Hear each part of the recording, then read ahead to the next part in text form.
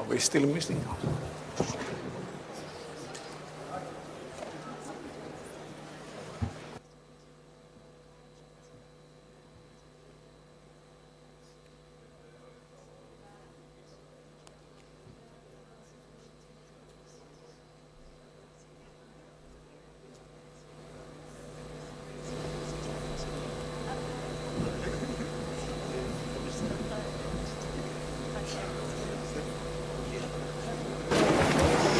So thank you everyone, and I think we start interactive dialogue D, or interactive dialogue 4 as we used to know it. We are still waiting for a colleague from Slovenia, but I think we are so much delayed in the process that it's worth not spending your time, but starting the dialogue. We are hoping to wrap up in 1.5 hours, so roughly 15 past 5 o'clock. And I want to introduce ourselves, the two co-chairs. This dialogue is so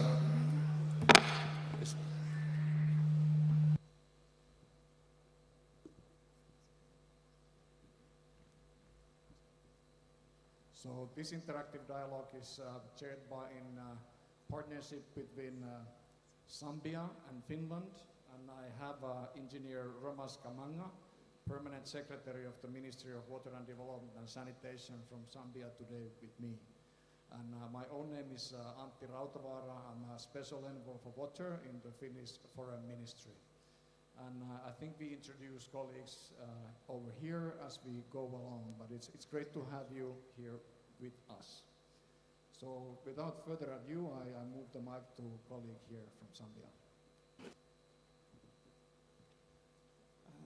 Thank you very much, Co-Chair, and I want to just welcome all of you. Your Excellencies, distinguished delegates and colleagues, on behalf of the Republic of Zambia, I wish to express our profound gratitude to our co-host, the Republic of Senegal and the United Arab Emirates, for their leadership and for the confidence placed in Zambia to co-chair alongside our esteemed partners from Finland, the interactive dialogue D, Water for Cooperation, Transboundary and International Water Cooperation, including scientific cooperation and inclusive governance. We are honored to be here in Dakar to begin this vital work. For Zambia, water is not merely a resource, it is the lifeblood of our regional stability and economic future. As a riparian state shared by the Congo and the Zambezi watercourses, Zambia understands that transboundary water cooperation is a prerequisite to peace and sustainable development. However, the global data tells us that we have much work to do. For example, only about 1/3 of the countries sharing transboundary waters have operational arrangements covering all their shared basins. Between 2020 and 2023, only 8 countries globally improved coverage of operational arrangements, a pace far too slow to meet 2030 target. 3, we still must address the reality that fewer than 25% of the countries report meaningful gender mainstreaming and social inclusion in water management. Our goal today is to initiate a roadmap from Dakar to the UAE, which is the United Arab Emirates, that transforms these challenges into scalable actions. Under this theme, Zambia will champion 4 key pillars, namely strengthening governance. We look to the Zambezi Watercourse Commission as a model of reinforcing legal and institutional frameworks, and the Convention on the Protection and Use of Transboundary Watercourses and International Lakes as a global framework in transboundary water resource management and international water cooperation.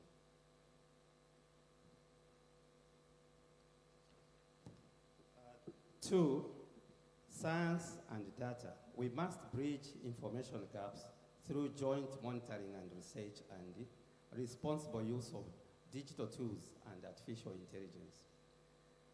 Three, mobilizing investment. We fully support the African Union's goal to mobilize $30 billion annually for water, $30 billion annually for water and sanitation, and likewise we will seek to support similar efforts from other regions around the globe. Four, inclusive engagement. We seek to use an open door approach which ensures that key stakeholders, including youth, women, indigenous people, and local communities, move beyond simple consultation to holding accountable roles in decision making. During this 90-minute session, we aim to reflect on the latest trends and emerging issues such as the management of transboundary aquifers and the impacts of climate variability.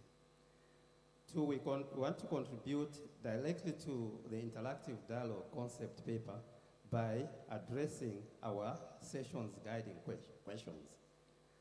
Identify concrete initiatives and partnerships that can be scaled up by December 2026 and thus lead tangible outcomes beyond the conference. Excellence, distinguished delegates and colleagues, the roadmap from Senegal to the United Arab Emirates begins with our dialogue here today. Let us work in a spirit of partnership to ensure that water remains a channel for peace and prosperity rather than a source of conflict. I look forward to a productive session and to hearing your concrete suggestions for a more collaborative and inclusive process. Thank you. At this point, I hand over to my co-chair to also say a welcome remarks. Maybe some hands. Thank you very much, Permanent Secretary, and Your Excellencies and distinguished delegates and friends and colleagues. On behalf of Finland, let me begin by expressing our sincere gratitude to Senegal and UAE for entrusting Finland and Zambia to co-chair the Water for Cooperation Dialogue. It is an honor to help guide our collective work on transboundary and international water cooperation, inclusive governance, and scientific cooperation. We meet at the moment of heightened global uncertainty, yet it is precisely in such moments that cooperation becomes indispensable. Transboundary and international water cooperation can foster stability, reconcile competing interests, and reduce the risk of conflict. Water is the foundation of energy production, food security, disaster risk reduction, environmental protection, and transport. Cooperation, therefore, has the potential to accelerate progress across the entire Agenda 2030. Finland approaches the task of a co-chair guided by value-based realism, introduced by our President Stubb. At its core are multilateralism, the rule of law, inclusivity, human rights, gender and science-based approach. These values shape Finland's engagement globally, and they resonate strongly with the theme of water cooperation. Finland is also a candidate for a UN Security Council seat for 2930. If elected, Finland looks positively in continuing the groundbreaking work of Senegal, Slovenia, and Switzerland in bringing the water and security prominently in the Council's agenda. So colleagues, together with Zambia, we aim for a widely inclusive preparatory process and conference, guided by the principle of working together. At the heart of this dialogue lies inclusive governance. The world faces growing and competing water demands, and the challenges hit hardest those least able to adapt. We must ensure meaningful participation of all stakeholder groups, including vulnerable and marginalized groups. At the same time, inclusive governance means fostering cooperation across sectors, embracing the water, energy, food ecosystems nexus, strengthening science policy cooperation, and supporting knowledge-based decision-making must be at the core of our ambitions. The 26th conference provides a crucial opportunity to promote the global UN water conventions. It enables us to showcase the benefits of cooperation and encourage new countries to accede. Botswana recent accession, we need to give hands for Botswana, demonstrates the growing momentum, especially in Africa. The 26th conference is also an opportunity to collectively advance water peace and security for the benefit of us all. Finland values the SDG 6 acceleration framework and is looking forward to the upcoming SDGs 6 synthesis report, which shall provide key elements for the acceleration of the progress. We commend UNECE and UNESCO for our custodian agencies for assessing global progress in water cooperation and identifying priority areas for action in their working paper for this dialogue. So colleagues, the conference is a decisive moment. We must focus on implementing commitments and ensuring that our collective efforts translate into tangible improvements on the ground. And to sustain momentum, we must keep our sleeves wrapped up after the conference, making sure that the results are adequately followed up and sustained to make a lasting impact. Looking forward, water has the power to bring the communities, nations, and regions together. By joining forces across governments, science, civil society, and the private sector, we can turn shared challenges into shared and lasting solutions for generations to come. So, Together for Better Water Future, the slogan of this conference here fits very well into this dialogue. Thank you.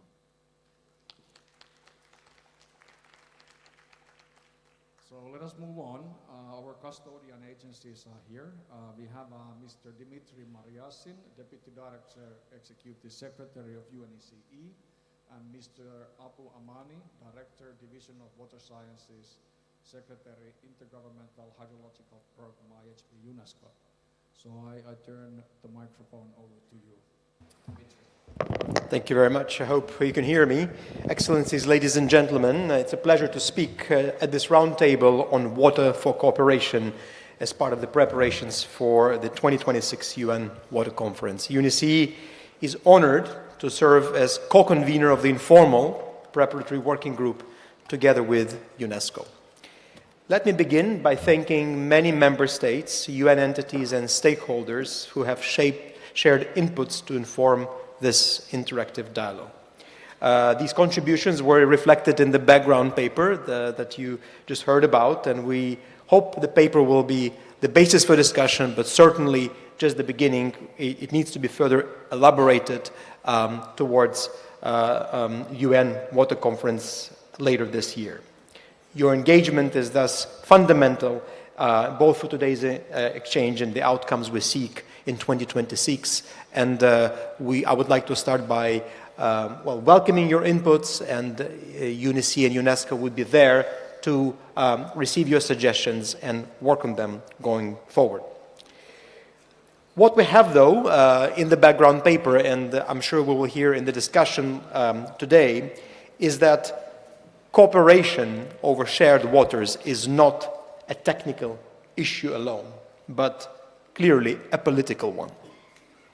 It's also a development priority. This is not about a sector of water. This is about a whole-of-government approach, and it's about the future of so many countries around the world. It's essential for food and energy security, climate resilience, and in many contexts for peace and stability. Today's discussion is therefore not about whether cooperation matters, but how we can strengthen transboundary and international cooperation fast enough at sufficient scale to, first of all, develop on the Sustainable Development Goals, but also to prove the value and the strength of multilateralism, which is being questioned very frequently these days. Now, unfortunately, the picture is not so rosy.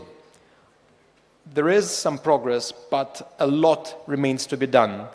We just heard from the Permanent Secretary that only 1/3 of countries sharing rivers, lakes, and aquifers have operational arrangements that cover them.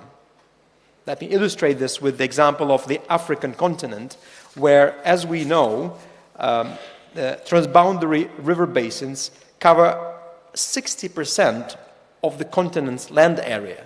60% of Africa is covered by transboundary river and lake basins. Can you imagine? And by the way, that means 90% of surface waters are transboundary in Africa. But as globally, in Africa, only one-third of transboundary river basins have operational shared management agreements, and the figure is much lower for aquifers. Only 10% of aquifers are covered. This is a huge gap, and we need to be very frank about it. We also know, as the reporting on SDG Indicator 652 shows, that only 8 countries improved coverage of cooperation agreements between 2020 and 2023. Financing trends are equally concerning, with declining and fragmented support undermining the continuity of cooperation. And by the way, investing in transboundary waters is not an expense, it is an investment. It pays off multiple times when you consider how much it is de-risking much broader investments in infrastructure, in energy and water sectors that can become profitable, as the experience of many countries show. So we need to change the narrative and not think about this as an expense, but rather as an investment. At the same time, broader political tensions and rising demands for water are increasingly shaping relations between countries that share waters. And we all hear about the difficult cases. They typically make it to the headlines. This agreement broke down, that relationship has stopped, but we don't hear enough about the positive ones. And yet, water cooperation often remains one of the few sustained channels of dialogues. There are cases where wars continue, but transboundary water commissions continue engaging despite it being extremely difficult. There is also progress. New agreements have been signed in recent years, including between Armenia and Georgia, France and Switzerland, Mozambique and Zimbabwe. And just this week in Dakar, UNECE is proud to support negotiations on cooperation over the Senegalo-Mauritanian aquifer system, working toward a more resilient and adaptable framework for joint groundwater management. New initiatives such as the Transboundary Water Cooperation Coalition and the World Bank's Global Facility on Transboundary Waters reflect growing efforts to mobilize financing and partnerships at scale. And, as was just mentioned by the co-chair from Finland, we have new accessions to the UN Water Conventions. Both of them, by the way. Botswana didn't just join the UN Water Convention, but also the UN Watercourses Convention, and we congratulate them on having done so. Since 2023, Water Convention saw 11 new accessions, and we have some 20 countries formally in the process of accession to the UN Water Convention, which UNECE is proud to host. It's actually very symbolic that this dialogue is co-hosted by Finland, and as you know, the Water Convention originated in Helsinki, and Zambia. And Zambia, of course, is one of the latest countries to accede to the Water Convention. The convention has for over 30 years helped countries prevent conflicts, including agreements, establish joint bodies and adapt cooperation to changing risks. While we have 58 parties to the convention, we have over 130 countries participating in its work. And this number, for me, is almost more important, because we need countries engaged in the way that fits their circumstances and needs. And even if you're not a signatory, we welcome every single country that has shared waters to be part of the work program of the convention.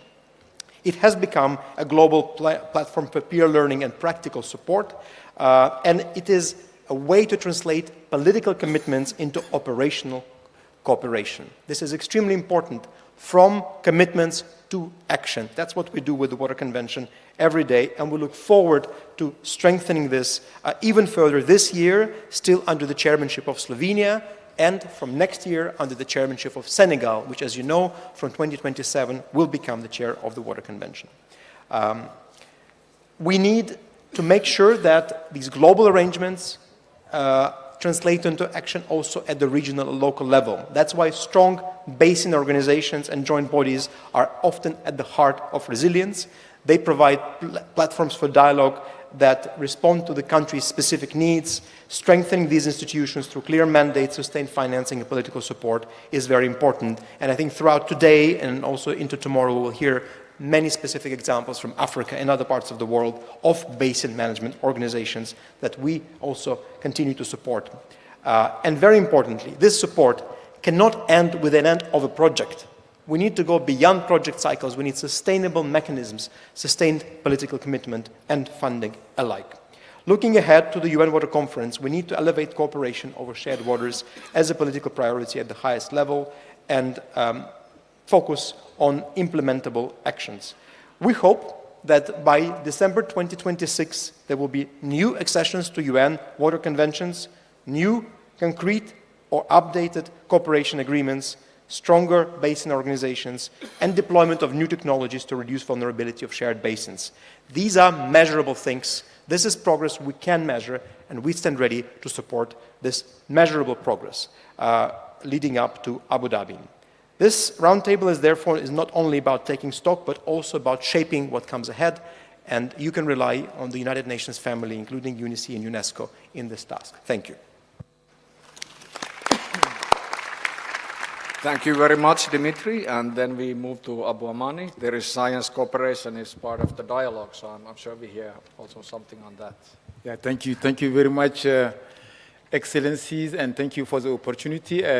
Indeed, my intervention will complement the one from my colleague from UNICE. Of course, we thank all the support of member states in joining us, contributing to developing this very, very important interactive dialogue on water for cooperation.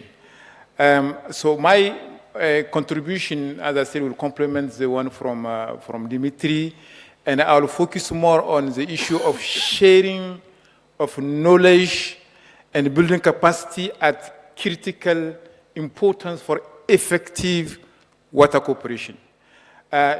We know that within water system, we have all the issues related to monitoring of the systems, understanding what is going on within the systems, providing the appropriate information for effective decision making.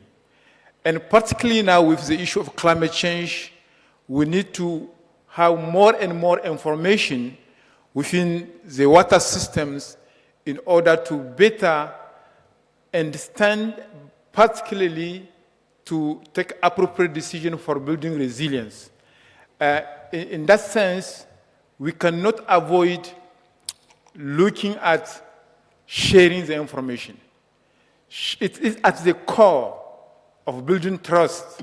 It's at the core of putting enabling environment for countries to understand each other, to have common vision, common juncture, so that they can implement the sustainable management of the water resources within the basin. So scientific cooperation is fundamental. Of course, we should look at scientific cooperation in the global sense. In the global sense of the fact that it's not only the issue of sharing the data, it's also the issue of bringing various disciplines in order to better understand what's going on within the basin. It's also a matter of making accessible the knowledge. Here I want to stress on the issue of open science. The knowledge must be accessible to all so that we can have a transparent decision making within the system. And this is really in line with what UNESCO is promoting. As you know, we have the UNESCO recommendation of open science. And here I want to bring another element, which is local also, and this is knowledge. The knowledge also of local people need to be considered into account. We need also to mobilize population within the basin for monitoring the information, which we call citizen science. So this is also another way of bringing them on board. But the most important also is how to make it sustainable. We got to invest on people. We got to invest on the. We got to invest. So we got to invest. Thank you very much. In addition to investing in institutions when we are doing governance, we got to invest on people. Because people are the one making the difference. In the water sector, unfortunately, we have a huge gap on water professionals, well-skilled water professionals. So you need to invest in youth. I'm happy that youth are engaged in this conference, and we believe that they are the next generation. They need to be part of the discussions, not only beneficiaries. So this is something I think extremely important I want to highlight. I want also to stress one aspect already Dimitri highlighted, where we have a huge gap of knowledge is groundwater. The invisible, we need to make it visible. As you know, we have already published a report on that, but we still have huge gap. The management of the water should be both conjunctive management, surface and groundwater. And moving forward, I believe that we should continue stressing on that, and UNESCO, of course, as you know, we are ready to continue supporting member states in that direction. My last point concerns the issue of inclusivity. I talk about youth, but there's another huge gap we have, is gender. We need to bring women on the table of the discussions, because this is the only way we can have an inclusive water cooperation. Thank you.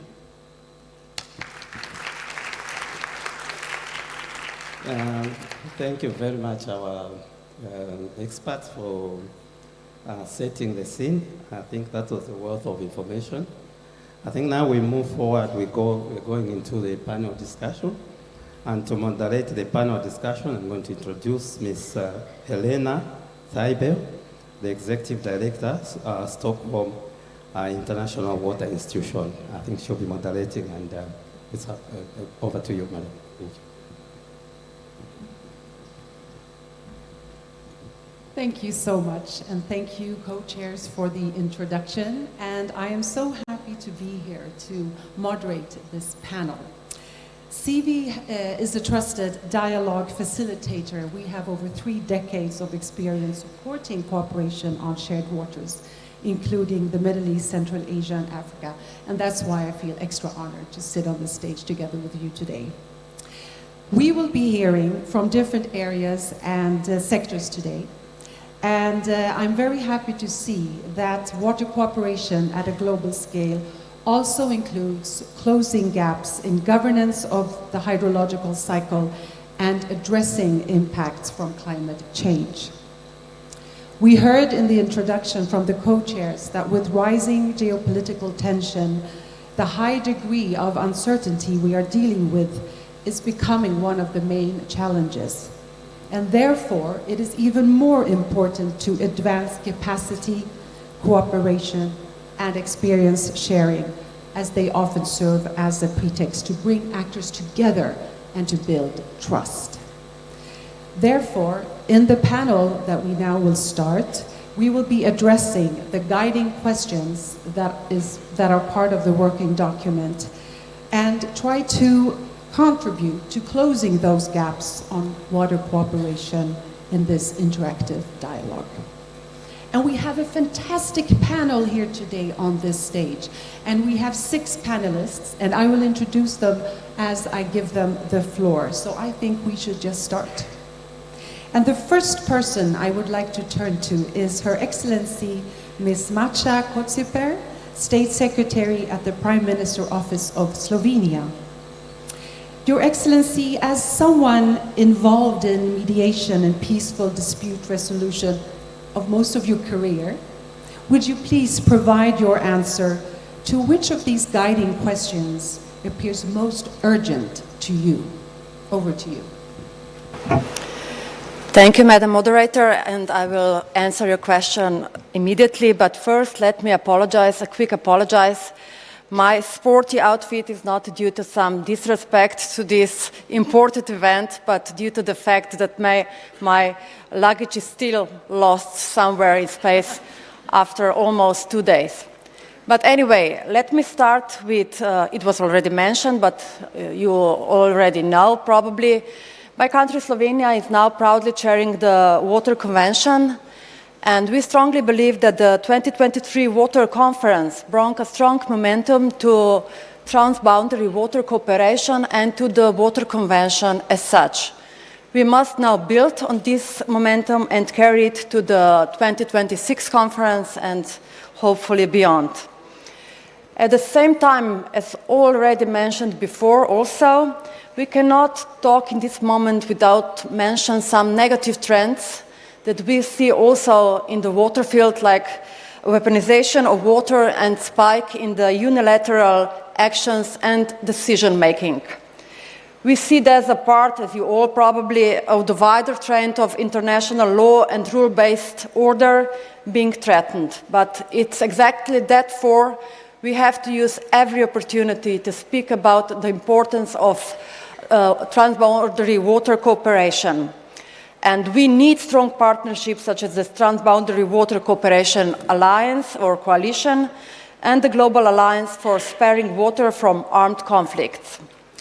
Slovenian water diplomacy takes every opportunity to talk about the value of transboundary cooperation for peace and for regional integration, but we also base on our good practices and on the worldwide recognized good practice in our Sava River basin.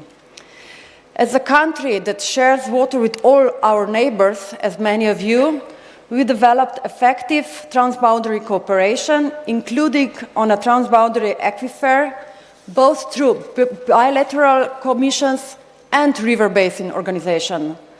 Let me share some lessons which I believe can be relevant for all of you and for all basins.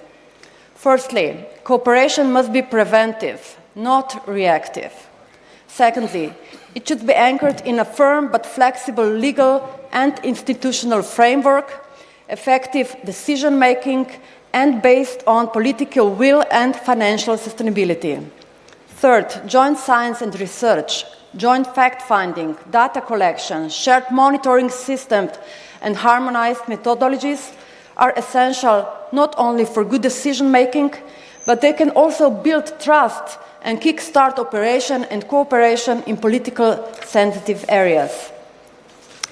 River basin organizations should have a comprehensive scope of cooperation that enables tackling emerging challenges and increases resilience. I'm talking about disaster risk management and climate adaptation with greater use of already known technical solutions. In the Sava River Basin, we benefit from the state-of-the-art flood forecasting and early warning system, and we will soon adopt the climate adaptation strategy. Fifth, transparent exchange of data, continuous capacity building, and sustainable financing are absolute must, and they have to be there for cooperation to evolve. And last but not least, invest in the identity of the basin. We have in the Sava River Basin our Sava River language, our Sava River Day. We established a Sava Youth Parliament to build this sense of community around the shared river. But as we all know that not all cooperation is beneficial. Only effective, just, and inclusive transboundary cooperation leads to benefits that are benefits for all. Inclusive agreements last longer. River basin commissions with gender equality has been achieved, where it has already been achieved, perform better. And I would, of course, like to commend here to the amazing work of the Global Network of Women in Water Diplomacy in elevating the voices of women in transboundary decision-making. Thank you very much. Thank you so much for your really insightful reflections. Thank you. And now I would like to turn to the Deputy High Commissioner of la Organisation pour la mise en valeur du fleuve Sénégal, Mamadou Bagoura. Welcome. And you are working for an intergovernmental body, managing the Senegal River, which is a shared river. So I am very keen to tap into your experiences, and if you can share your experiences in reflection of the questions, please. Merci beaucoup.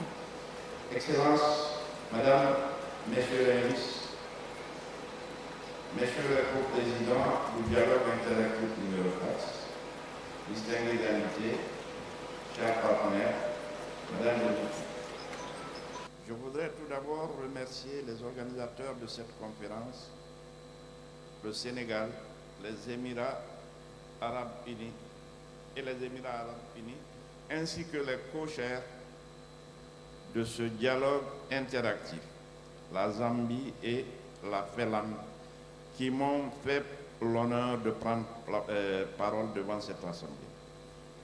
L'Organisation pour la mise en valeur du fleuve Sénégal regroupe la Guinée, le Mali, le Sénégal et la Mauritanie. 4 pays de l'Afrique de l'Ouest ayant en commun un merveilleux fleuve qui coule sur 1700 km. Cette organisation de bassin transfrontalier, créée en 1972, dans un contexte de variabilité climatique sévère, a depuis parcouru un long chemin et accompli des réalisations diverses et variées. Un programme d'infrastructure régionale ayant permis d'exploiter un potentiel hydroélectrique et hydro-agricole important, de mettre en œuvre des programmes de développement local au profit des populations de ce bassin transfrontalier, et ce, en assurant une équité dans le partage et la valorisation des ressources en eau. Cette coopération exemplaire a permis, un demi-siècle durant, de mettre en place un modèle de coopération qui a permis de garantir dans cet espace la paix et la stabilité, base de développement durable. Excellences, Mesdames et Messieurs, je suis ici devant vous aujourd'hui pour porter aussi la voix des organismes de bassin. Ces institutions dont le rôle d'artisan de la paix et d'accélérateur du développement durable est reconnu par la communauté internationale. Ces mêmes instances internationales qui ont, pour la plupart, des difficultés pour les considérer comme des interlocuteurs directs. Vous conviendrez avec moi que cette reconnaissance est nécessaire pour une gouvernance durable des eaux transfrontalières impliquant la gestion intégrée de la ressource, la préservation et la protection de l'environnement. Excellences, Mesdames, Messieurs, à l'horizon 2030 et au-delà, la priorité absolue est de disposer de cadres de coopération solides, opérationnels et capables de s'adapter aux chocs climatiques et politiques. L'expérience de l'OMVS montre que ces organismes de bassin dotés d'un mandat clair, d'organes conjoints de décision et de mécanismes de partage équitable des bénéfices constituent un facteur de stabilité et de confiance durable entre États riverains. Cependant, comme le souligne le document de travail de Dakar, seule une fraction de bassins transfrontaliers dans le monde dispose aujourd'hui d'arrangements réellement opérationnels. Il est donc essentiel de renforcer la couverture, l'effectivité et la résilience de ces cadres en les alignant étroitement avec les politiques nationales et les stratégies climatiques.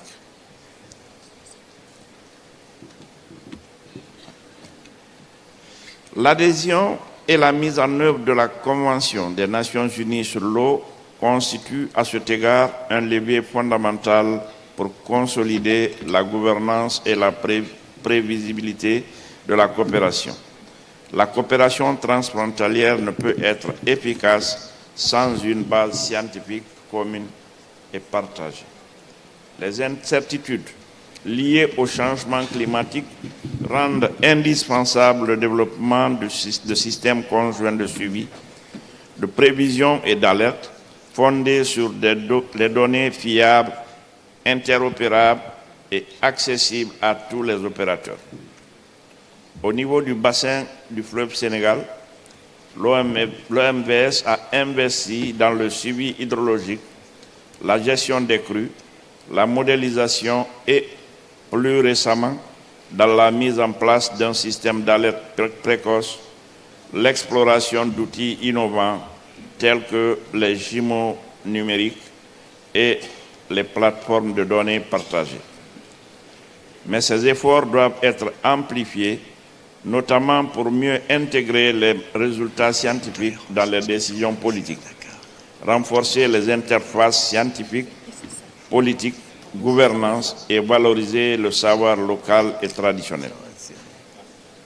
Comme le rappelle le document de Dakar, la science est aussi un instrument de diplomatie de l'eau, capable de maintenir le dialogue même dans des contextes géopolitiques complexes.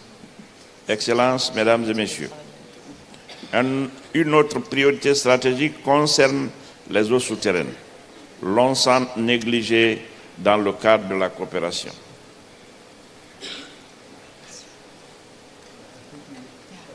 Start wrapping up.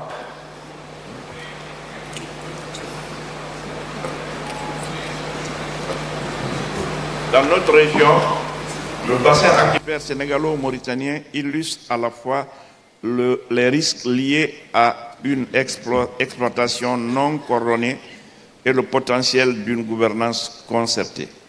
L'OMVS, en partenariat avec ses États membres et avec l'appui des Nations Unies, s'emploie à promouvoir une approche intégrée associant eau de surface et eau souterraine, fondée sur la connaissance scientifique, la prévention de la politique et le mécanisme de concentration adapté.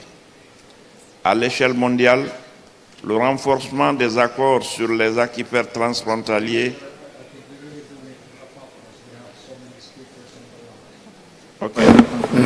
Merci. Alors, vous me permettrez de finaliser. L'OMVS s'attache à renforcer la participation des parties prenantes, notamment à travers des cadres de concertation, des initiatives de renforcement de capacités et l'implication croissante de la jeunesse. Comme le rappellent les indicateurs de suivi des ODD, les progrès restent encore insuffisants à l'échelle mondiale. Il est donc impératif de passer à la consultation, à une participation réelle et responsable, fondée sur la transparence, la redevabilité et l'accès à l'information. Mesdames et messieurs, je vous remercie. Merci. Thank you so much. And we of course, it's so interesting to hear, but let's try to keep it because we have so many more voices to listen to. Thank you. So now we go on, and I would like to turn to His Excellency, Mr. Mohamed Khalaf Abdellahlel, Charge d'Affaires of Europe in Senegal. Thank you very much. As an ambassador, I am sure you can relate to many experiences and examples of cooperation, and we would love to hear you express some of your experiences. Please, go ahead. Thank you very il marche déjà. Merci beaucoup. Je vais faire mon mot en français. Je tiens à vous remercier. Je suis le chargé d'affaires de l'ambassade d'Irak à Dakar. Je vais parler de notre expérience dans ce domaine-là. Mesdames et messieurs, je suis très heureux de participer aujourd'hui au nom de la République d'Irak aux travaux de la réunion préparatoire de haut niveau de la conférence des Nations Unies sur l'eau de 2026. Mon propos portera essentiellement sur l'importance de l'adhésion de l'Irak à la Convention sur les eaux de 1992. Ces dernières décennies, l'Irak a dû faire face à des défis croissants en matière d'eau, liés à la diminution des rejets d'eau provenant des pays situés en amont, qui sont nos voisins, au changement climatique, à la croissance démocratique et aux pressions économiques et du développement. En effet, plus de 75% des ressources en eau d'Irak proviennent de l'extérieur, ce qui veut dire que l'eau ne se trouve actuellement pas à l'intérieur de nos frontières, ce qui en fait l'un des pays vulnérables au monde sur le plan hydraulique. Aussi, les impacts du changement climatique, notamment la hausse de température et la multiplication des sécheresses, ont-ils encore rendu complexe la gestion des ressources en eau.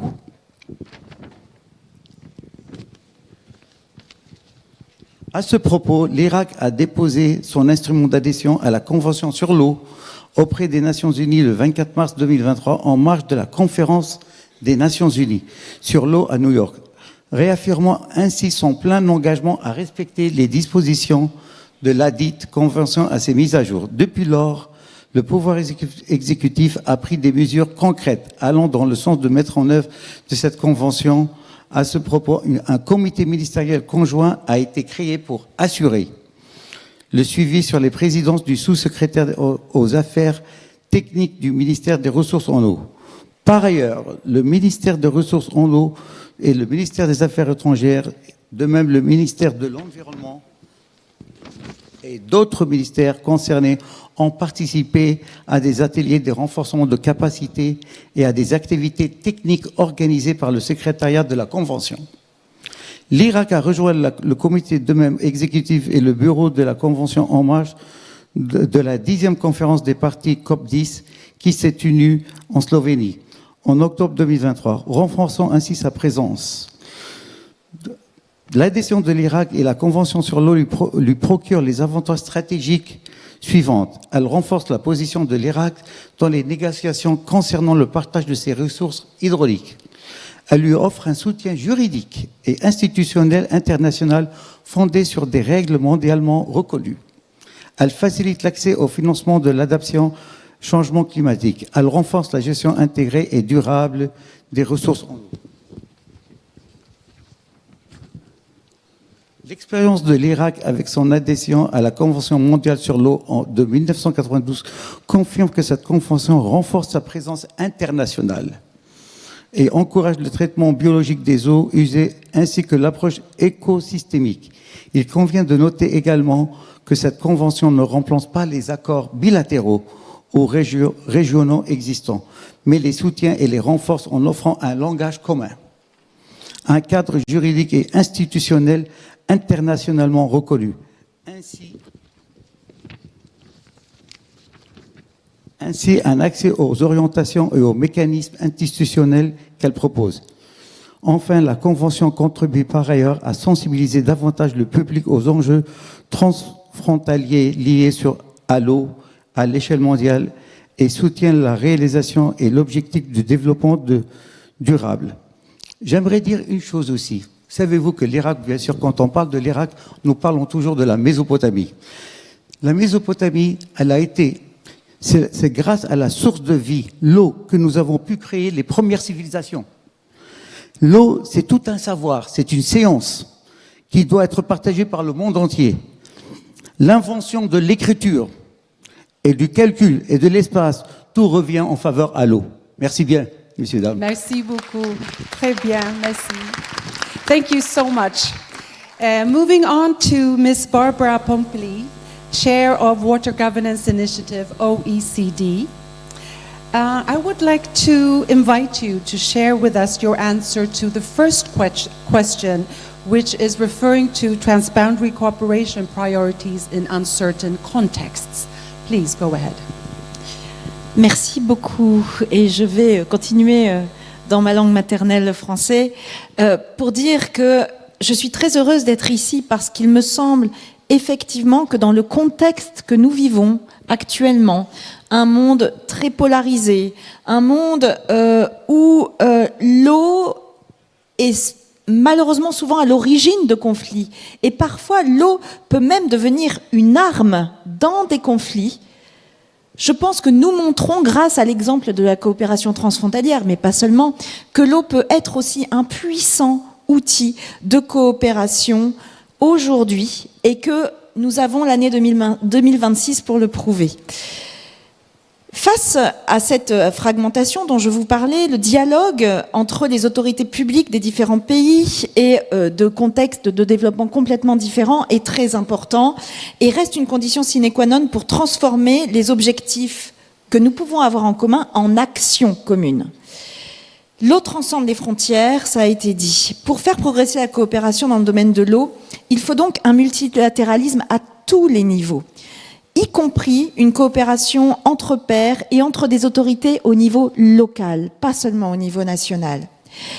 Et ce que nous devons faire surtout, c'est intégrer les dernières connaissances que nous avons et passer d'une gestion réactive aux crises de l'eau à une recherche proactive d'opportunités, puisque l'eau peut être une opportunité de grand développement, et vous venez juste de le dire, monsieur le chargé d'affaires. Les défis liés à l'eau ne peuvent plus être relevés par des interventions d'urgence successives et des solutions à court terme. Les gouvernements doivent maintenant s'orienter vers des stratégies à long terme et tourner vers l'avenir qui visent à garantir l'accès universel, évidemment, à l'eau potable et à l'assainissement, à favoriser la santé des eaux de surface, mais aussi des eaux souterraines, comme ça a été souligné ici, et des aquifères, et à gérer tous les risques en libérant des opportunités sociales, économiques et environnementales. L'élaboration de ces stratégies nécessite des processus participatifs qui doivent impliquer tous les acteurs et bien au-delà du secteur de l'eau. N'oublions jamais que si nous voulons avoir une politique de développement économique digne de ce nom, nous devons intégrer l'eau partout, c'est-à-dire intégrer l'eau dans nos politiques énergétiques, dans nos politiques de santé, dans nos politiques alimentaires, dans nos politiques industrielles, etc. Et c'est donc cette vision globale que nous devons mettre en place. Et il est d'autant plus urgent d'agir que les effets des crises environnementales aujourd'hui s'accélèrent. Le dialogue multipartite est donc une clé de voûte de la coopération pour avoir une action efficace dans le domaine de l'eau. La création d'espaces de dialogue structurés entre les gouvernements, les institutions, les chercheurs, les universitaires, les investisseurs et la société civile est au cœur des travaux de l'initiative sur la gouvernance de l'eau de l'OCDE, la WGI, que j'ai le grand honneur de présider, et est essentielle pour traduire des engagements mondiaux en actions pertinentes et efficaces au niveau national. Bien sûr, il faut aussi des cadres réglementaires stables, ainsi que la continuité des capacités institutionnelles qui permettent de construire progressivement la confiance nécessaire à des dialogues susceptibles d'accélérer des actions visant à mieux gérer les risques liés à l'excès, à la pénurie d'eau, à la pollution, et de garantir l'accès universel à l'eau potable et à l'assainissement. Pour résumer tout cela, il faut vraiment que nous ayons une approche globale de l'eau pour avoir un impact. La gouvernance de l'eau ne peut plus se limiter au seul système d'eau douce. Elle doit adopter une vision globale de l'eau reliant l'eau bleue à l'eau verte, les rivières, les océans, et aller au-delà de l'eau en établissant des liens avec les écosystèmes, la biodiversité et le climat. Alors cette approche très large peut sembler un peu intimidante. Le changement d'échelle implique inévitablement l'entrée en scène de nouveaux acteurs, mais la complexité peut être gérée à l'aide d'instruments adaptés et aider les acteurs à passer d'une approche cloisonnée à une approche systémique. Et la WGI propose des outils concrets pour gérer cette complexité. Enfin, pour terminer, la gouvernance à plusieurs niveaux est le fondement de la transition hydrique. Le multilatéralisme à plusieurs niveaux, et notamment local, est une condition préalable aux transitions dont nous avons besoin, y compris la transition hydrologique. Le partage des responsabilités, l'action collective, la gestion de l'eau en tant que bien commun à l'échelle locale et à l'échelle mondiale, voilà ce sur quoi nous devons travailler dans cette mais aussi dans ce dialogue interactif sur la coopération. Sans une gouvernance forte, nous n'y arriverons pas. Je vous remercie. Merci beaucoup. Thank you so much. Thank you. We have two more panelists left, so we want to hear from them, of course. And I will go to Dr. Yolanda Lopez Maldonado, founder and CEO of Indigenous Science. And Yolanda, I would be very happy if you could talk a little bit to the question 6 on proven tools and mechanisms and other things that can enable the enabling to engage underrepresented communities. Please go ahead. Thank you very much. Merci beaucoup, Excellence, Madame et Monsieur. Pour commencer, je voudrais remercier tous les peuples autochtones du Sénégal, les groupes ethniques. Merci beaucoup pour l'hospitalité. I'm going to switch to English. To start and to begin with, I would like to emphasize here that we have been listening about the importance of robust science-based evidence. We have heard about citizen science from our colleagues from UNESCO, but there is another different type of science, which is the science of indigenous peoples and the knowledge that they have been preserving since time immemorial. Science policy governance frameworks and multilateral environmental frameworks must consider this information as robust science-based evidence. And this is to shift indigenous peoples from consultation to allow them to co-leader transboundary cooperation, transboundary water cooperation. And this can help us to address monitoring gaps. And this is very important and very simple to understand. Indigenous peoples have been monitoring and understanding the hydrological cycle. They have been provided multi-decadal Earth observation in the broad spectrum of the cycle. We have Arctic communities monitoring with so much precision and accuracy and complexity snow processes. We have First Nations in Canada understanding water resources and freshwater ecosystems. We have Mayan communities where I came from monitoring groundwater systems for more than 3,000 years ago, and this information is not folklore, is not something that should be excluded. On the contrary, we really need to work and to hold hands and to work together. Another point that I would like to emphasize is that this information that indigenous peoples can provide can help us to develop robust models, robust scenarios. We can create, alongside indigenous scientists, robust observation protocols, for example, because indigenous people provide in situ observation that sometimes satellite data miss this information. Also, with communities, we can create community-led early warning systems, and to understand that indigenous peoples can also provide indicators like astronomical rituals. And I have plenty of examples of different communities around the world and how we can better support water cooperation for the future of all. I can go really with a long list of examples, not only on understanding water resources, but also how this relates to biodiversity, to astronomy as well. Like, for example, many groups in the Pacific and the Pacific Voyagers, they have been very good in understanding the movement of celestial bodies to navigate long distances. So please do remember that this has been done for thousands of years without the technology we have today. So my message is clear, is straight, and is critical. So we really need to understand that indigenous peoples, we provide robust science-based evidence that comes from a different paradigm, and due to the circumstances we all are facing, we really need to work together this path. Thank you very much. Thank you so much. And now, last but not least, we have Jason Morrison, President and CEO Water Mandate, UN Global Compact. And I would like you to respond to what question you think is most urgently needed to address. Please, go ahead.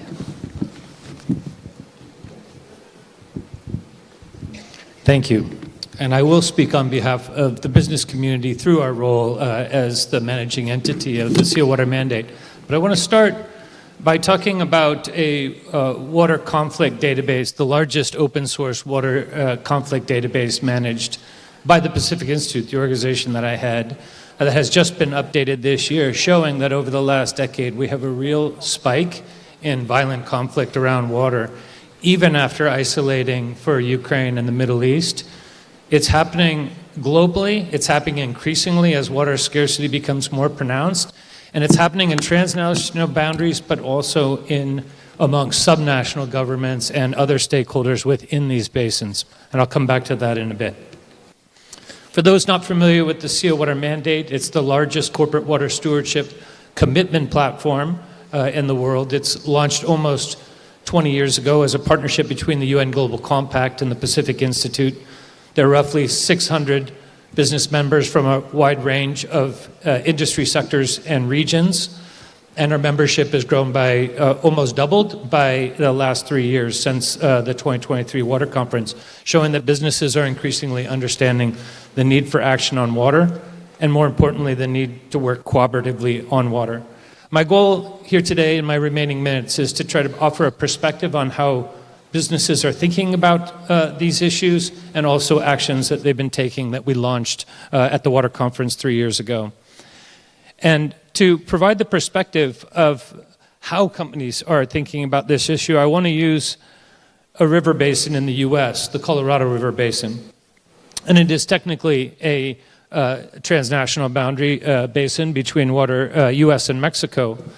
Currently, the river systems on the basin are at 30% capacity, where water year is 50% normal, air quotes, precipitation. And the hydrologics for the forecast is looking very dire. And just 2 weeks ago, a number of chambers of commerce from a number of the basins of state did an op-ed in the largest newspaper in the state of Arizona, urging action, cooperative action.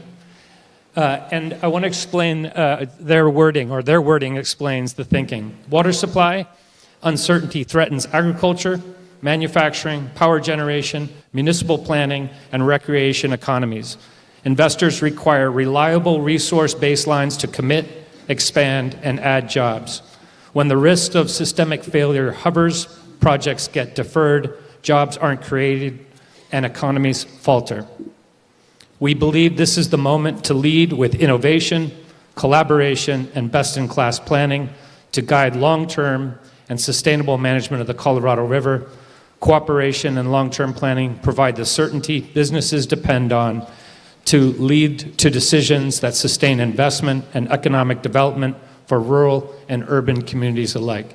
I think that hits the nail on the head on how the business community is thinking about the need for collaborative action rather than either worst-case scenario violent conflict or years of protracted litigation among stakeholders in a place like that.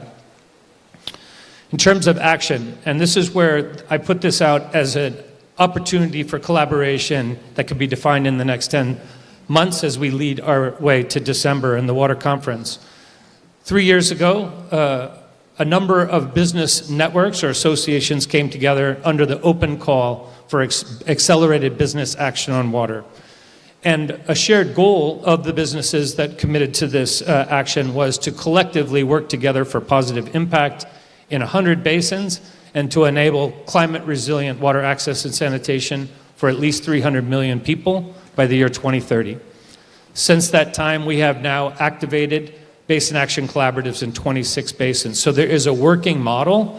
I can't get into the details, I'm already out of time, for how collective action can work and how the business community is organizing its interventions, its investments, ranging from regenerative agriculture to source water protection to circularity and resilience in cities.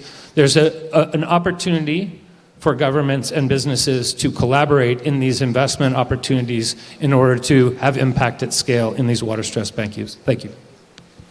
Thank you so much. And I think we could have listened much, much longer to all of you because you have so much to say in so many interesting aspects. So thank you for your time. And now I would like to hand back to the chairs because we have even more voices to listen to. Thank you. Thank you very much, Helena, and all the speakers. Let's give applause to our panel. So, as you most likely have noticed, we are a little bit sliding with time, but this is an interactive dialogue. So, warning that we are gonna let this run a little bit over time in order to have interactive dialogue as well. We have 2 sets. The first one will be 4 to 6 member state statements. And we have some countries who have approached us, and we also take some from the floor. We have tried to make sure that we select countries who don't speak elsewhere very much. And then we have another 4 to 6 interventions coming from organizations. And that's the way we run it. And I hope that you rather speak 1 minute than 2 minutes. But let's keep them short and make sure that all of the voices get heard. I see a lot of hands coming up immediately. Brazil, maybe? Let's start with Brazil. I think I heard Pakistan in a previous session. So let's pick a country who didn't speak just before.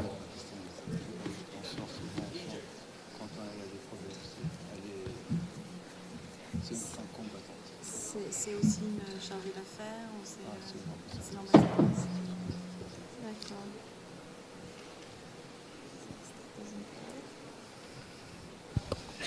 Hello.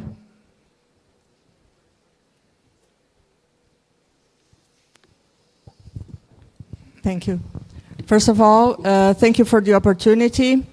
Brazil views water for cooperation as an enabler for delivering concrete results, especially when we face a more challenging and more uncertain future. Our focus is on 3 interconnected areas. First, transboundary cooperation and integrated water resources management, where Brazil can share its experience in establishing water agreements with all our neighboring countries with which it shares surface water resources. And this must be supported by stronger institutional, technical, and scientific coordination. Also, international cooperation for implementation, aligning financing, capacity building, and technical support, and last but not least, inclusive governance with participatory processes, transparency, and multi-sectoral coordination in both national and transboundary contexts. Cooperation only works when supported by strong institutions, shared data, and stable governance frameworks. To ensure a clear orientation towards implementation, we highlight the solution acceleration plans which were launched during COP30 in Brazil. In 4 of these plans, water was recognized as central to climate adaptation, resilience, and sustainable development. The plans translate global commitments into operational pathways, linking governance, financing, and action at the territorial level. We see them as open platforms for cooperation and invite partners to join as early adopters, adapting and scaling successful models. Finally, we emphasize the need to review and improve access to international funding, including climate funds, where water should be recognized as a priority. Institutions responsible for actions on the ground that accelerate progress on SDG 6 should be able to access such funding and rely on more predictable and sustained financing to achieve these goals. Thank you. Thank you very much. I see that there are hands up from some of the co-chairs, so I'm not picking co-chairs, but I see Guinea. So let's pick a Guinea, and then Austria. And also I see some countries who spoke in the previous session, so I'm not picking you.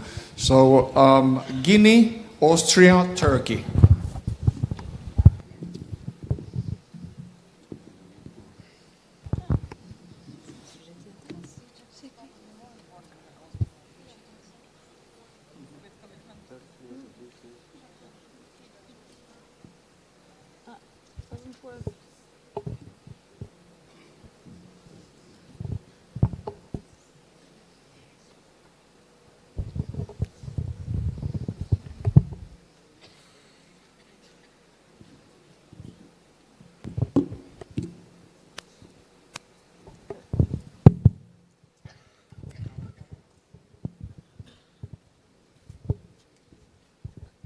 So are we ready to go? Bonsoir. Merci pour cette parole donnée. Je suis Sako Hadjabailo, actrice de la société civile en Guinée. En statuant sur ce thème, notamment lorsqu'on parle de l'eau comme levier de coopération, mon expérience terrain montre que cette coopération ne concerne pas que seulement les États, mais d'abord, c'est au sein des communautés que ça commence. Car dans plusieurs projets communautaires que l'on a accompagnés, notamment avec les femmes et les jeunes en milieu rural, l'eau est à la fois un facteur de cohésion sociale et lorsqu'elle est mal gérée, c'est aussi un facteur de tension. Donc, pour ce faire, la coopération, elle devient efficace quand elle est multipartite. Donc, elle prend tout le monde en compte. C'est à ce titre, j'appellerai les cadres régionaux et internationaux qui existent sur la coopération sur l'eau. Pour gagner mieux, il faut intégrer les expériences locales, car ce sont elles qui garantissent la durabilité des engagements pris au plus haut niveau, notamment les organismes de la société civile et les acteurs locaux. Et cette intervention m'envoie à poser cette question. Dans le cadre de la perspective de la conférence des Nations Unies sur l'eau qui va se tenir en décembre 2026, comment comptez-vous renforcer une coopération plus inclusive et équitable en tenant compte les réalités communautaires et les inégalités du genre dans l'accès à l'eau? Merci. Merci. So I think it's Austria.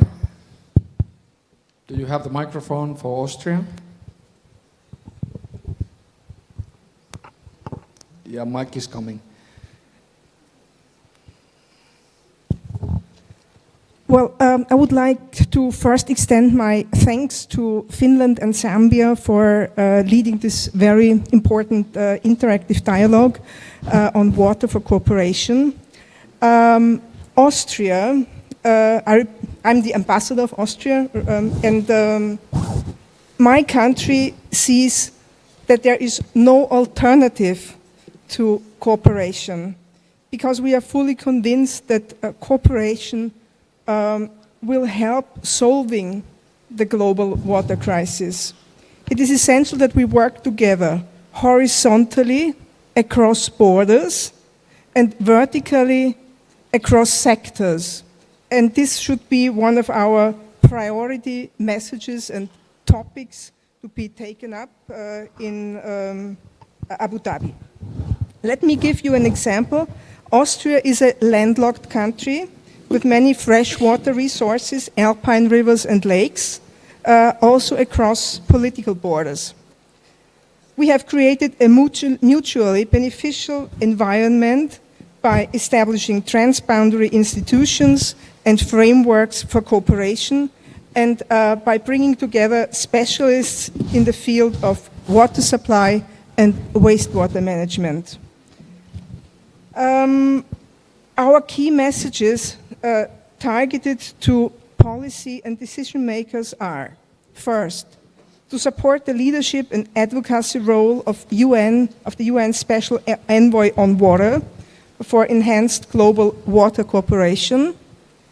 Second, with the UNEC Convention on the Protection and Use of Transboundary Rivers and Lakes, which is open for worldwide access. We have suitable instruments, an instrument to frame international water cooperation. And finally, we have to include all parts of society, not least the younger generation, because they are the ambassadors of change and the drivers that push our societies to take the bold actions we need. Thank you for your attention. Thank you very much. Can you hand your mic to Turkey? Yeah. Thank you, Co-Chair. We take this opportunity to extend our sincere thanks to Senegal for the warm hospitality and also to the distinguished panelists for the interesting presentations. You know, cooperation is the action or process of working together to the same end. In other words, it is not important whether one side offers something. What is important is the joint effort that the parties offer to each other.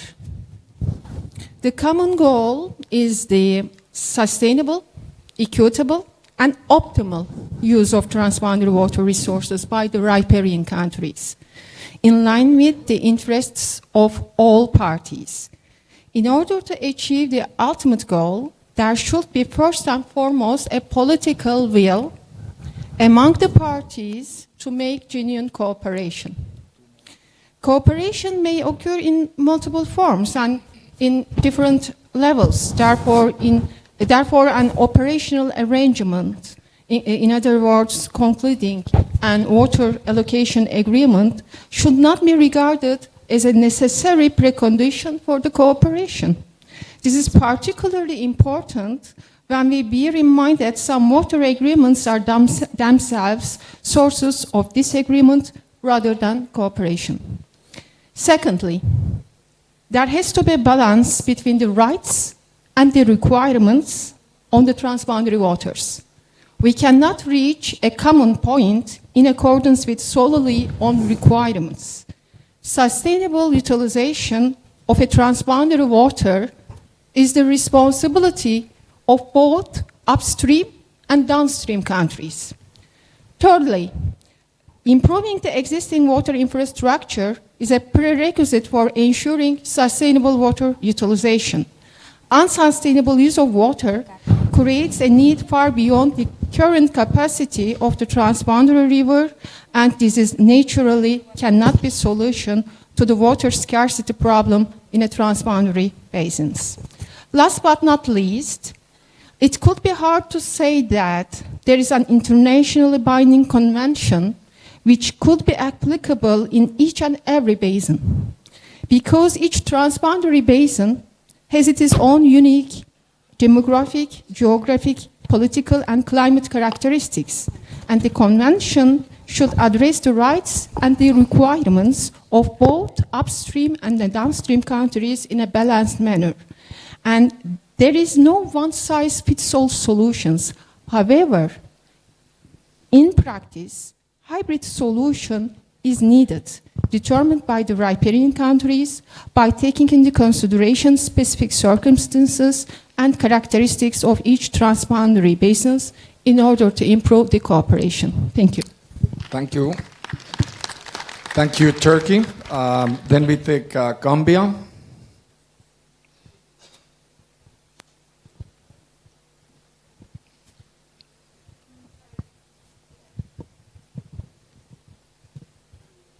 And while the microphone is traveling, let me make sure that you know how to reach us.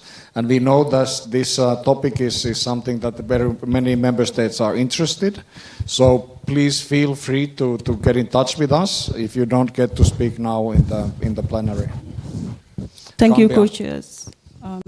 The Gambia thanks the government of Senegal and United Arab Emirates for organizing this preparatory meeting, which provides an important springboard for deeper reflection on the role of water as a catalyst for cooperation and sustainable development. In this spirit, the Gambia underscores the necessity for united and coordinated action. We advocate for a comprehensive approach that brings together all relevant stakeholders to address water scarcity, pollution, climate impacts, and infrastructure gaps. It is our considered view that no country can overcome these challenges alone.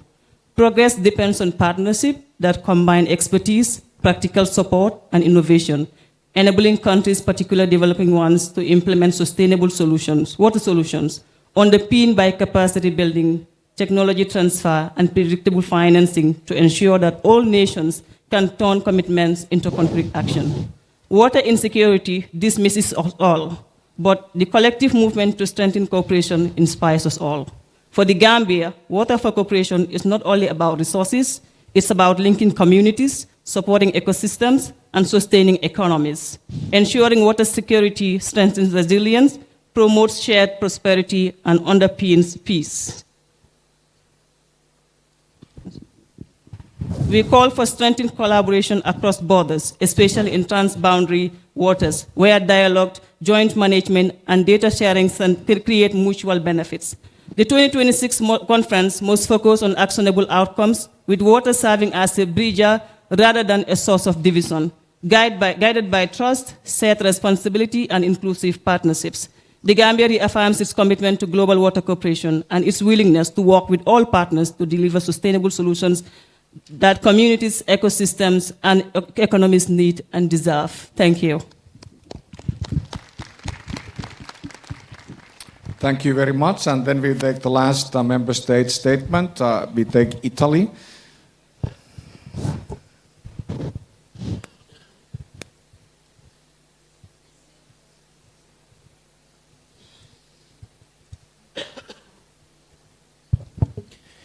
Thank you very much, Chairs, for giving Italy the floor.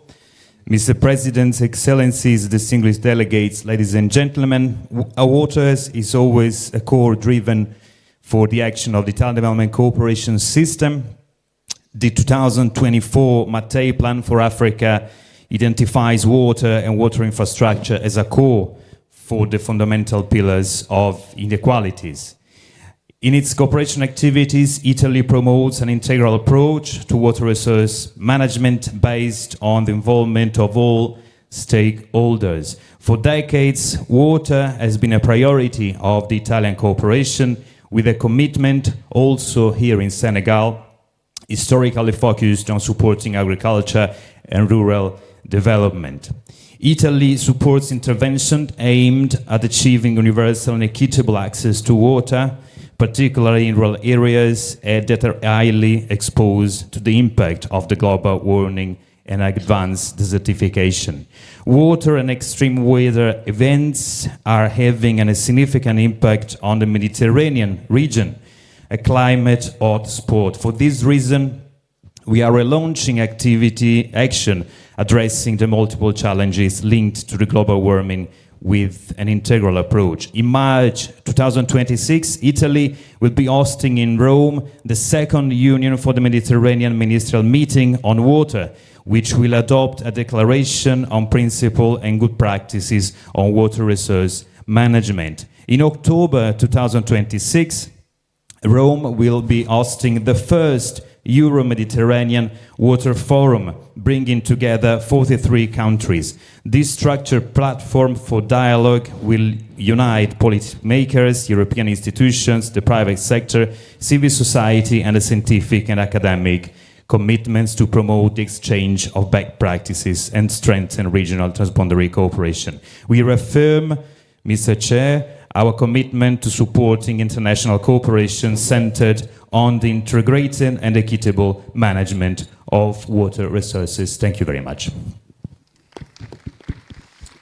Thank you very much, Italy. And, if you are a member state representative, please get in touch with us if you have something you couldn't raise today. And now it's the time for the stakeholders. So if you're representing a member state, please stay in the room, put your mobile phone in your pocket. Thank you very much, Co-Chair. Now we move on to the stakeholders. I'm told there was a stakeholders meeting yesterday where they had some discussions, and I would like to call upon the rapporteur for the stakeholders meeting which took place yesterday, Mr. Andre Viora, United Cities and Local Governments, to take the floor.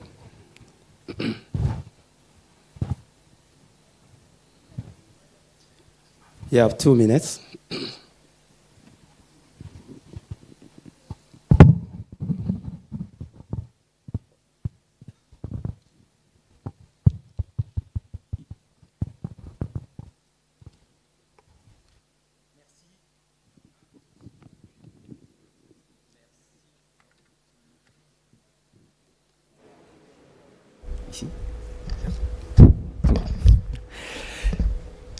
Merci. Je m'appelle donc André Viola, je suis porte-parole de CGLU sur l'eau et président du partenariat français pour l'eau, mais je parle ici effectivement en tant que rapporteur de la réunion des parties prenantes non gouvernementales qui s'est tenue hier sur ce dialogue interactif eau et coopération. Alors, de façon télégraphique, et je m'excuse pour les participants d'hier, les échanges ont permis de converger vers 3 priorités claires.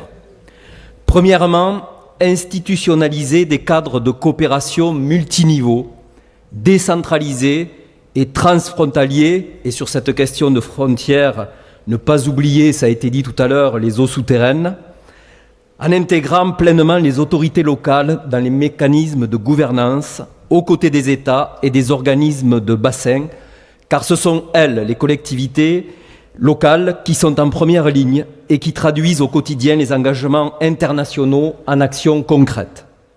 Deuxièmement, renforcer la coopération scientifique et technique et le partage des données, avec l'impérieuse nécessité d'avoir des plateformes de mise à disposition ouvertes.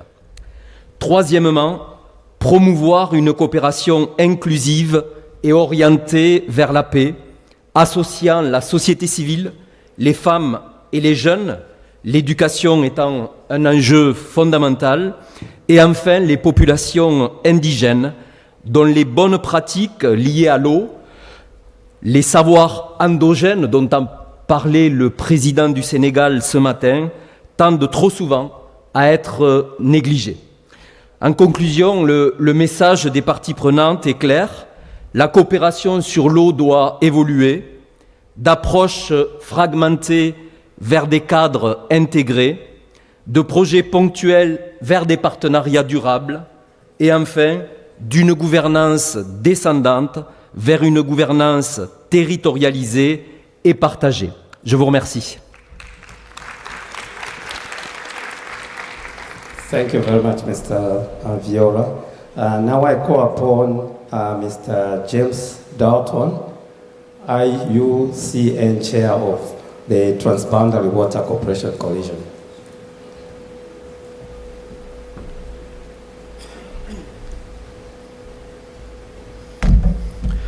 Thank you very much, Chair. Distinguished delegates, Excellencies, colleagues. I have the honour to speak today on behalf of the Transboundary Water Cooperation Coalition, a global alliance of member states, UN entities, financial institutions, basin organisations, civil society and research partners. Our message is simple and urgent. The success of the 2026 UN Water Conference will be measured by whether it is decisively advances cooperation over shared waters. Our vision is clear. A world where all shared waters are governed cooperatively, equitably and sustainably. A world where rivers, lakes and aquifers that cross borders build trust rather than tension. And a world where transboundary water cooperation is recognised as a driver of prosperity, a pillar of climate resilience and a foundation for peace. To turn this vision into reality, we must act together in 5 priority areas. First, to strengthen legal and institutional frameworks. We must modernise and implement agreements for shared waters with real capacity at national and basin levels. Accession to and effective implementation of the UN Water Conventions must accelerate. Basin and aquifer organisations must be equipped to manage climate risks and uncertainty, and cooperation must be inclusive with meaningful participation of women, youth, indigenous people and marginalised communities. Second, build a robust and trusted knowledge base. This means stronger monitoring, early warning systems, joint assessments, open data exchange and a credible science policy interface that supports shared decision making. Third, to advance climate resilient integrated basin planning. Joint management plans, nature-based solutions and the systematic integration of transboundary water cooperation into national climate and biodiversity strategies must become the norm, not the exception. Fourth, mobilise dedicated and predictable financing We need increased national and international investment, financially sustainable basin organisations, and cooperation-sensitive criteria embedded in development and climate finance. Fifth, build capacity and foster peer learning. Education, training, peer-to-peer exchange must expand with a strong focus on inclusivity, gender responsiveness and youth leadership. Excellencies, this meeting in Dakar is a pivotal moment. Between now and December, we must move decisively from dialogue to commitments and from ambition to implementation. At the 26th UN Water Conference, transparent water cooperation should be visible across all of the dialogues, building on the momentum of the 2023 UN Water Conference, where it emerged as a clear political priority. The Coalition stands ready to support, inspire and catalyse progress. But success depends on all of us, governments, basin organisations, regional bodies, financial institutions, civil society and science working together. Let us move from political will to dedicated action, from crisis response to proactive basin-wide resilience, and from fragmented efforts to cooperation as a strategic investment in our collective future. If we seize this moment in Dakar, the 2026 UN Water Conference can be a turning point, one that elevates shared waters politically and delivers cooperation where it matters most, on the ground, across borders, and for generations to come. Thank you very much. Thank you, Mr. Dalton. Now we go to Mr. Kevin Madani, UN Inouye, to talk about the launch of the UN Water Academic Hub. Thank you, Chair. Excellencies, distinguished colleagues, we are very happy to announce a launch of a water academic hub, which I'm going to tell you about. So United Nations University Institute for Water, Environment and Health has the pleasure of co-chairing the Water Action Decade Task Force with UN DESA. As one of the activities we are involved in is PCA 5 and raising the ambition of the UN Water Conference. So we have the pleasure of working with our colleagues at UNESCO and UNITAR to create the means of doing this. We believe that the scientists have a lot to say and have a lot to offer. Often the connection between the scientists and the processes that lead to the discussions of the UN Water Conference and other policy setting agendas for water is missing. And although the resources and science and tools are available, we don't have the means to integrate them into the processes. So Water Academic Hub that would be discussed tomorrow morning at one of the sessions at 8 o'clock is something that we have launched together. You can check it at wateracademichub.com. And it's a start of a journey to identify researchers who are interested, have something to say, work with the member states that are co-chairing the interactive dialogues, and make sure that scientists are part of the process, especially those of the Global South. Another benefit of this interaction and the activities that we will be discussing tomorrow is that we think also there is learning for the scientific community, and that's learning more about the political processes, the complexities that we have in the different nations within the UN system, because there are questions coming from the member states and they should know about those questions if they want to help. So we are pleased to announce this, and we look forward to working with you on making this a success. Thank you, Mr. Madani. And now we go to Mr. Shanta Kada Aladrus. I hope I'm pronouncing it properly. Presidential Court, UAE.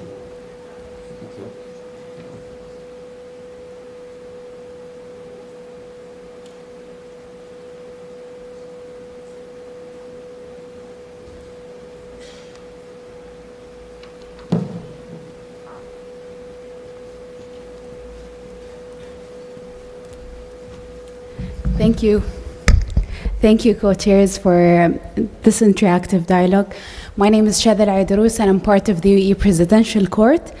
And for us, honestly, water cooperation today is no longer about sharing rivers or negotiating about allocation. But for us, it is about sharing knowledge. It is about sharing capabilities, the tools, the AI, and we want to leverage the advanced AI capabilities in the country to reach low-middle income countries and build global public goods for water and for water management. One example is through our AI water project, which we're going to launch at the end of the year. And the project is integrating AI into physical hydrological models. We are not reinventing the wheel, but we are teaming up with the best players in the field, including Texas A&M University, World Bank, WMO, and so on, to develop a better hydrological model integrated with AI that make hydrological models cheaper, better, accessible for everyone to make better decision based on valuable scientific data. And we wanted to be valuable or reach the most vulnerable water users and low middle income countries. We're gonna start in Limpopo Basin, South Africa as a technical validation.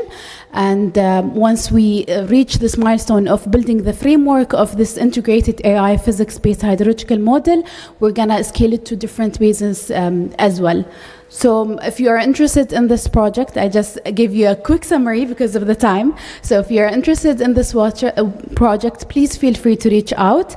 And just to wrap it up very quickly, I want to highlight that we see that AI is not as a technical tool, but as a cooperation mechanism. We want to leverage UAE's capabilities with the tools, with the institutions, with the technologies to support low-middle income countries as well for water. So thank you. Thank you, Shanta. Thank you very much. I think we can squeeze in Mr. Mark Zayton, Geneva Water Hub. You may have to summarize. I think it says 10 minutes, but I think, I don't know, is he here? Oh, okay, yes. Yeah. Mike, maybe you can give him the microphone. Where's the mic? You need to come here. Come.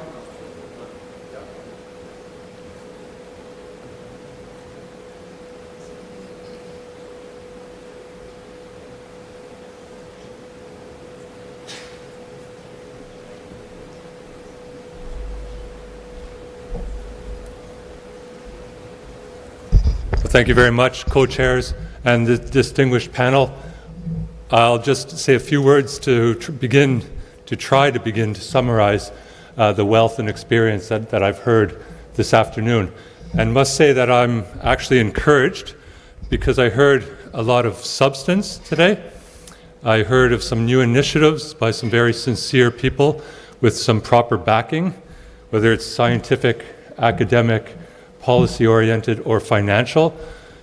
And I heard a commitment to not just transboundary cooperation for the sake of cooperation, but for the sake of development, for reducing tensions, for preventing conflicts, and even, we talked about reducing the harmful effects of war. So I think what we see here happening, if you've been in this game as long as I have, is a broadening out of transboundary water cooperation towards more progressive and holistic issues, which the world desperately needs right now. So I'll end there and congratulate the panel and wish the co-chairs Zambia and Finland best of luck in harnessing us all towards the December. Thank you very much. Thank you, Mark. And we have another maybe 5 to 10 minutes left. The most important part. We have two rapporteurs who have had a sky-high task, and I'm really happy to introduce Haji Tore from Global Youth Movement for Water, as well as then Mr. Aminu Magaji Bala from Lake Chad Basin Commission. Thank you very much that you've been taking notes.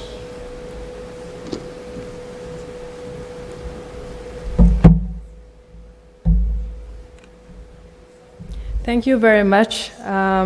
Excellencies, colleagues, allow me to conclude by highlighting the core messages and priorities that have clearly emerged from this roundtable on water for cooperation.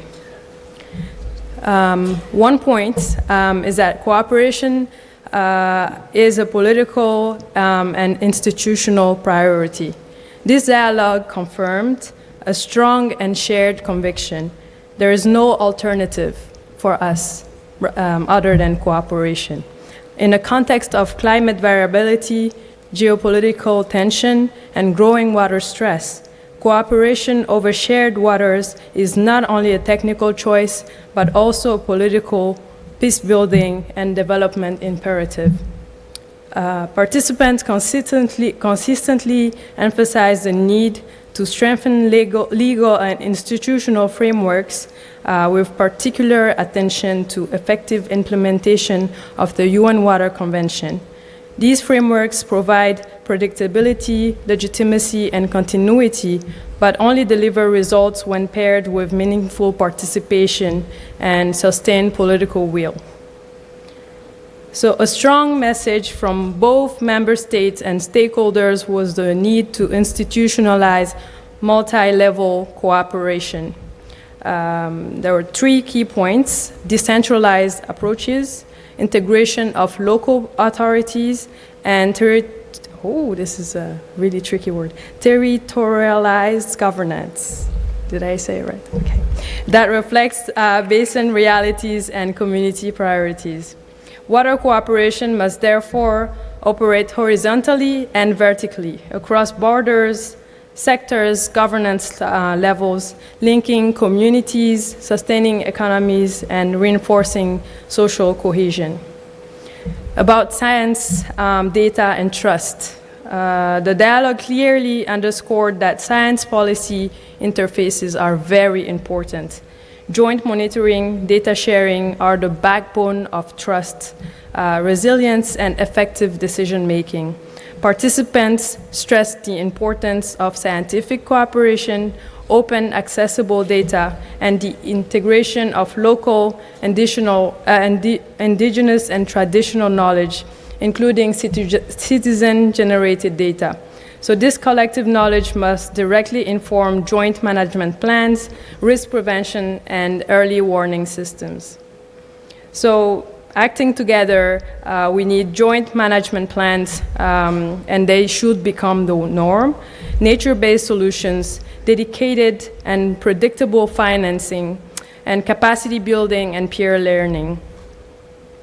So on the road to the UAE, this roundtable made one thing clear: water cooperation is an enabler, a stabilizer, and accelerator for peace, climate resilience, and sustainable development. We need to focus on strengthening cooperation frameworks, closing the data, capacity, and financing gaps, advancing inclusive science-based governance, and translating political momentum into measurable on-the-ground outcomes. Thank you. Okay, yeah, Chair, Excellencies, participant, I think my colleague Heidi has said most of the points that you have captured, but I think I am going to add 1 or 2 points that were stressed during the dialogue. One is the issue of citizen science. The dialogue has really underscored the importance of integrating citizen science in not only in the cooperation but globally in water management. There is an important issue that is raised also on integrating science policy in our water management cooperation, because this is an aspect that's also very important. There is need to also strengthen civil society organizations' participation as captured, they are the ambassadors of of the picture, so there is need to strengthen their participation. Another key message is that there is need to decisively move from dialogue to commitment and from ambition to actions, henceforth. And we learn about this important issue that water cooperation allocations agreements should not be preconditions for cooperation in transboundary basin. This is very important, and this dialogue has traced that point. And then lastly, we have seen the importance or the need to leverage the capability of technology or technical tools such as AI to foster effective management of water resources. Thank you very much. Thank you very much, rapporteurs. And my deepest apologies that we went 20 minutes over time. What we discussed with co-chair, we're just gonna close here. And how we perceive the task that we, together with you, have ahead of us is that the bottom line is that one cannot cooperate alone. So this is not about Finland or Zambia. This is about us as member states to apply the tools that we have, like Water Convention, and the basin countries to utilize those rules into agreements in their basins and start the cooperation. And with those words, I just want to, have applause to all of us. And thank you for all the panelists and everyone who's been part of the dialogue today. Thank you.